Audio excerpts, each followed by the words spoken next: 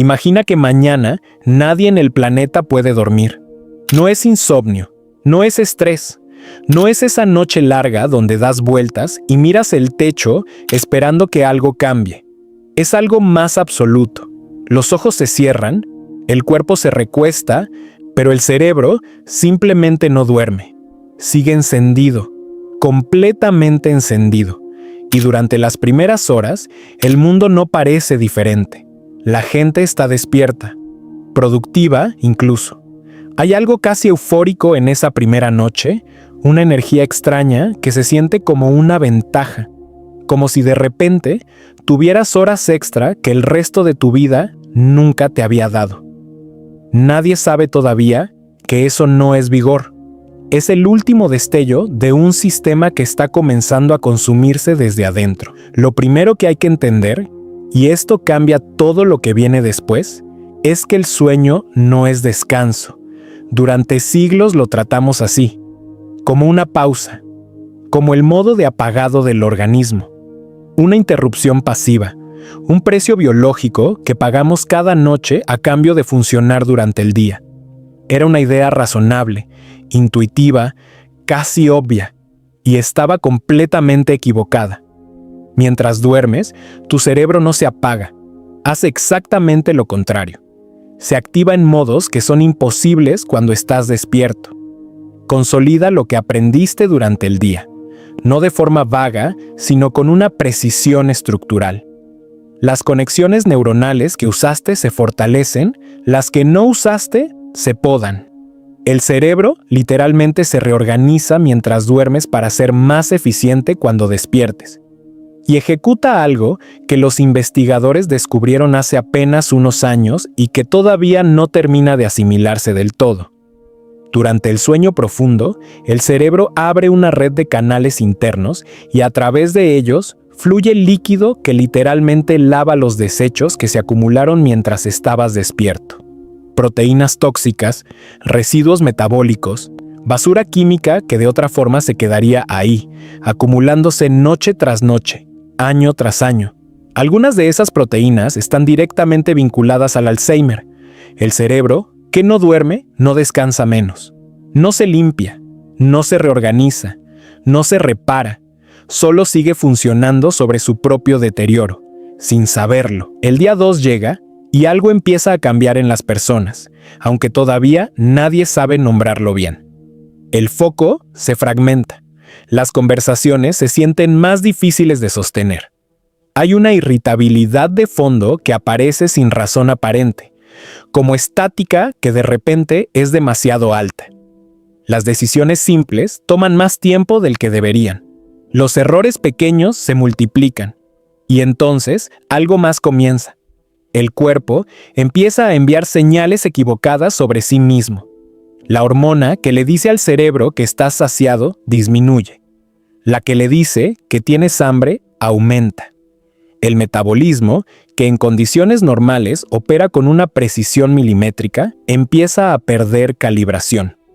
No de forma catastrófica todavía, pero el margen se estrecha. Y el sistema inmune, que depende del sueño para fabricar las proteínas que coordinan su respuesta, empieza a debilitarse a un ritmo silencioso y constante. El organismo no colapsa, simplemente empieza a operar sin la infraestructura que lo mantenía. Es como una ciudad que sigue funcionando después de que cortaron la luz.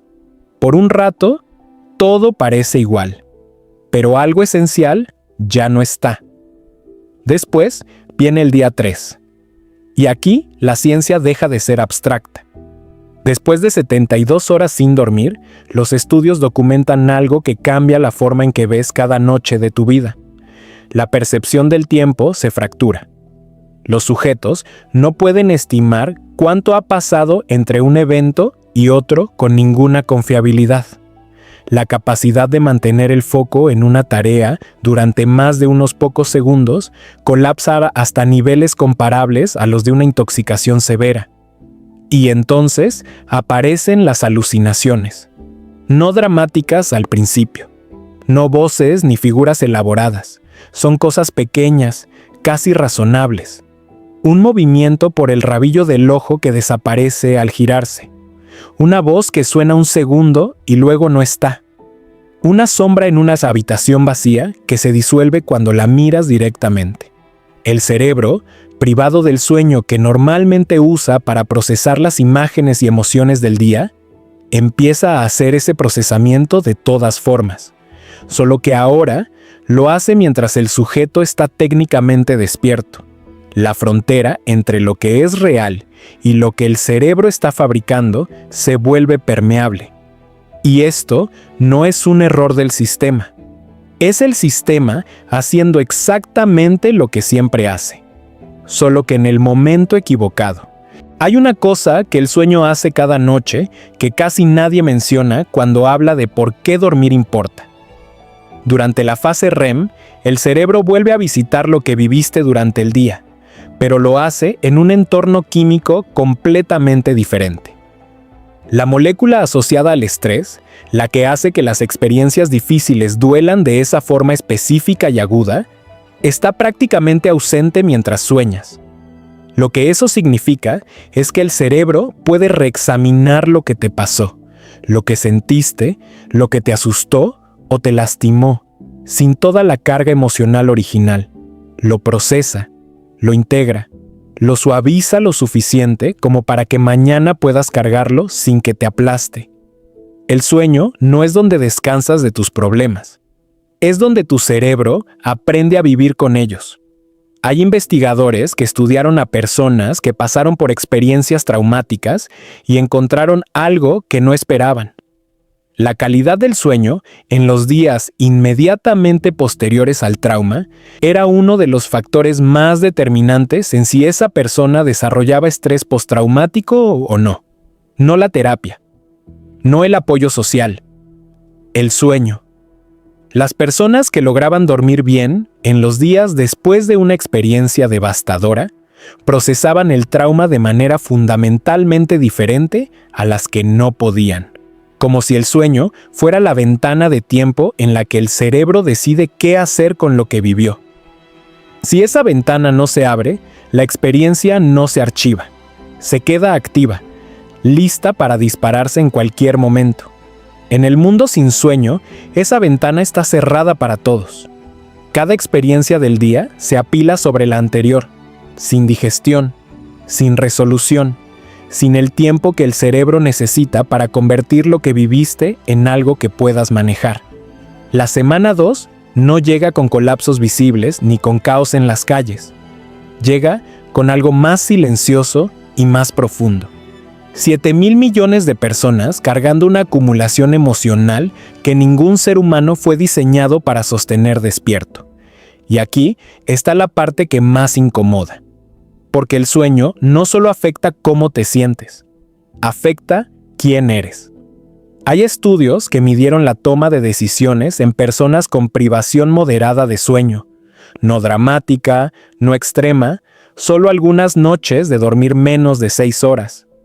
Y lo que encontraron es que esas personas tomaban decisiones significativamente más impulsivas, más cortoplacistas, menos capaces de considerar consecuencias futuras, no porque fueran menos inteligentes, sino porque la región del cerebro responsable del juicio, la planificación y el control de los impulsos es una de las más sensibles a la falta de sueño. Se degrada rápido y de forma silenciosa. Y lo más perturbador es que las personas que estaban más deterioradas eran también las que menos conciencia tenían de ese deterioro. Se sentían bien, creían que estaban funcionando con normalidad. El sueño insuficiente no solo te hace peor, te hace incapaz de notar que eres peor. En una persona, eso es un problema manejable. En toda una civilización, operando simultáneamente desde ese estado, los mecanismos que normalmente frenan los conflictos, que mantienen los equilibrios, que hacen que las tensiones no se conviertan en rupturas, empiezan a fallar todos al mismo tiempo. No de forma explosiva, de forma erosiva. Como una pared que pierde un ladrillo por día hasta que un día simplemente ya no está. Existe una enfermedad. Se llama insomnio familiar fatal y es tan rara que solo unas pocas familias en el mundo la han padecido. Lo que ocurre es devastadoramente simple. Una mutación genética hace que generalmente en la mediana edad, la persona deje de poder dormir, no de forma gradual, de forma progresiva e irreversible. Primero, el insomnio severo que ningún fármaco puede tocar. Luego, los ataques de pánico que aparecen sin motivo a cualquier hora. Luego, las alucinaciones que no se detienen, que no dependen de si los ojos están abiertos o cerrados, que se vuelven el entorno permanente de la persona. Luego, la demencia. Luego, la muerte. El proceso completo dura entre 7 y 36 meses desde los primeros síntomas. No hay tratamiento, no hay forma de ralentizarlo. Ni siquiera los sedantes más potentes logran inducir el sueño, porque el problema no está en la química de la vigilia, sino en la destrucción progresiva de la estructura cerebral que actúa como el interruptor del sueño. Una vez destruida, no hay forma de encenderla de vuelta.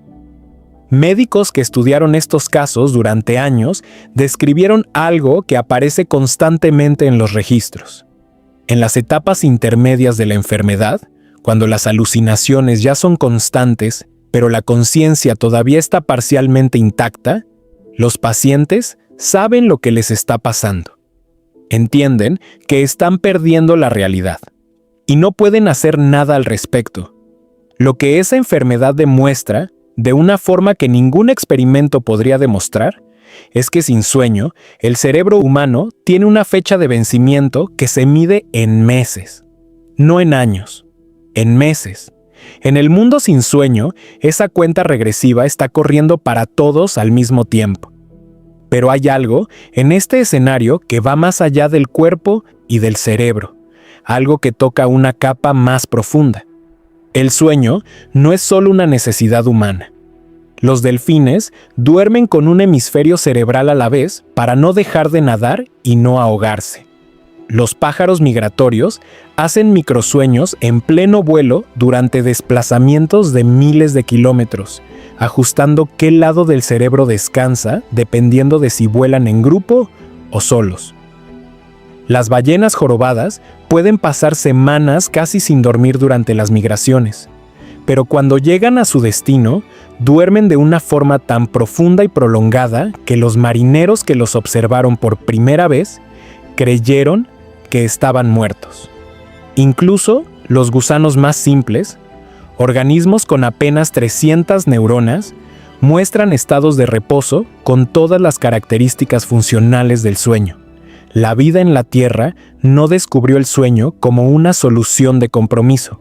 Lo descubrió como una necesidad tan fundamental que se conservó a través de 500 millones de años de evolución en criaturas que no comparten casi nada más entre sí. Eso no es una coincidencia biológica. Es una señal de que el sueño resuelve algo que la vida, con toda su creatividad evolutiva, no encontró otra forma de resolver. Y ese algo, en términos simples, es esto. Los sistemas complejos no pueden mantenerse sin apagarse. No los cerebros, no los organismos, no las ciudades, no las civilizaciones. Hay una física del mantenimiento que aplica a todo lo suficientemente complejo para deteriorarse. Y esa física dice que sin periodos regulares de reparación interna, el deterioro no se detiene. Se acelera. Cada hora de funcionamiento sin mantenimiento no es una hora neutral. Es una hora que cuesta más de lo que costaría si el mantenimiento hubiera ocurrido. El sueño no es la pausa en la vida. Es el proceso que hace que la vida del día siguiente sea posible en absoluto. El mes 3 del mundo sin sueño llega con algo que los médicos no tienen nombre para describir todavía. Las personas siguen en pie, siguen moviéndose, siguen hablando, pero hay algo en la calidad de su presencia que cambió de una manera que las personas a su alrededor perciben, pero no pueden articular. Como si alguien hubiera bajado el volumen de lo que hace que una persona sea esa persona específica. Los recuerdos recientes se pierden primero. No de forma dramática, sino con esa sensación de tener algo en la punta de la lengua que nunca llega. Luego, los rostros familiares se vuelven ligeramente extraños. El cerebro sigue procesando el presente, pero el pasado reciente, todo lo que debió consolidarse durante las noches que nunca llegaron, empieza a desvanecerse como si nunca hubiera existido. La identidad, resulta, no es solo lo que eres, es lo que recuerdas haber sido. Y sin sueño, esa memoria se erosiona tan silenciosamente que nadie nota exactamente cuándo empezó. El año 1 del mundo sin sueño no termina, no porque el calendario no avance, sino porque para entonces ya no quedan suficientes mentes intactas como para llevar la cuenta. Esta noche, cuando cierres los ojos y el cerebro entre en ese estado que 500 millones de años de evolución construyeron, no estarás descansando. Estarás reparando lo que el día rompió, procesando lo que el día dejó sin resolver, consolidando quién eres para que mañana puedas seguir siéndolo. Y cuando despiertes, sintiéndote más o menos como tú mismo, con tus recuerdos intactos, con tu juicio funcionando, con la capacidad de sentir lo que sientes sin que todo se desborde, eso no es algo que simplemente ocurrió. Eso lo construiste durmiendo, cada noche, sin saberlo, durante toda tu vida.